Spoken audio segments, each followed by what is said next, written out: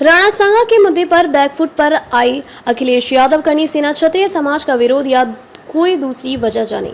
अभय सिंह राठौर, लखनऊ। देश के वीर महान योद्धा राणा सांगा के मुद्दे पर हुए भारी विरोध प्रदर्शन के बाद अब यह मामला धीरे धीरे थमता नजर आ रहा है। राणा सांगा पर अपने विवादित बयान को लेकर सपा सांसद रामजी लाल सुमन ने भले ही माफी नहीं मांगी है, लेकिन सपा मुखिया अखिलेश यादव इस मुद्दे का तुल नहीं देना चाहते हैं। एक तरह से सपा इस मुद्दे पर बैकफुट पर आ गई है। इस बात की तस्दीक अखिलेश यादव के उस बयान से भी होती है जिसमें उन्होंने सपा नेताओं को धार्मिक और इतिहास के मुद्दों पर बयानबाजी न करने की नसीहत दी है।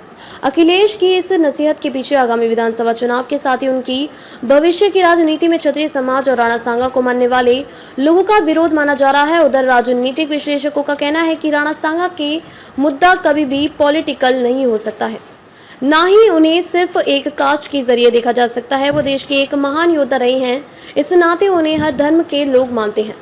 दरअसल समाजवादी पार्टी के राज्यसभा सांसद रामजी लाल सुमन ने 21 मार्च को राज्यसभा में राणा सांगा पर विवादित टिप्पणी करते हुए उन्हें गद्दार बताया था। उनकी इस टिप्पणी के बाद करनी सेना के कार्यकर्ताओं ने उनके खिलाफ यूपी, राजस्थान और मध्य प्रदेश समेत कई राज्यों में विरोध प्रदर्शन करना शुरू कर दिया था। करनी सेना ने आगरा स्थित सपा सांसद के घर को घेराव कर जमकर बवाल किया था। लखनऊ में भी करनी सेना और क्षत्रिय समाज ने जोरदार प्रदर्शन किया था। राणा सांगा को लेकर समाजवादी पार्टी के खिलाफ हो रहे विरोध प्रदर्शन के बाद अखिलेश यादव के अपने नेताओं को दी गई नसीहत के बाद ऐसा माना जाने लगा है कि अखिलेश यादव की पार्टी अब राणा सांगा में मुद्दे पर पूरी तरह से बैकफुट पे आ चुकी है। हालांकि अखिलेश शनिवार को रामजी लाल सुमन से मुलाकात करने उनके आगरा स्थित घर गए थे, लेकिन उन्होंने सपा सांसद के राणा सांगा को लेकर दिए बयान का कहीं भी समर्थन नहीं किया। उधर जानकारों की माने तो राणा सांगा के मुद्दे पर अखिलेश को नफा कम नुकसान ज्यादा होने की संभावना थी, क्योंकि जिस तरह से इस मुद्दे को लेकर दलित वर्सेस क्षत्रिय की लड़ाई बनाई जा रही थी,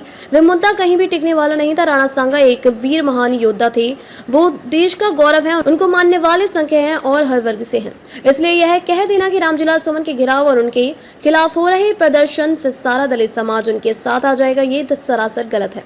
सपा सांसद का विरोध उनके बयान की वजह से हो रहा था और फिर रामजी लाल सुमन दलितों के इतने बड़े नेता भी नहीं है कि वे अपने दम पर दलितों का वोट सपा को दिला सके। हाँ, इतना जरूर है कि अगर अखिलेश राणा सांगा के मुद्दे को तुल दे देंगे तो उन्हें नुकसान जरूर हो जाएगा। इस नुकसान की भरपाई करना भी मुश्किल हो जाएगा। काल बनकर टूट पड़ने वाले राणा सांगा का नाम सुनकर दुश्मन भी डर से कांपते थे। महाराणा कुंभा के पोते राणा सांगा, जिनका जन्म 12 अप्रैल 1482 को बैसाख कृष्ण पक्ष नवमी के दिन हुआ था, उन्होंने अपने आसपास की रियासत को जीतकर अपना परचम फहराया था। 30 जनवरी 1528 को चित्तौड़गढ़ में राणा सांगा को षड्यंत्र के तहत जहर देकर मार दिया गया था।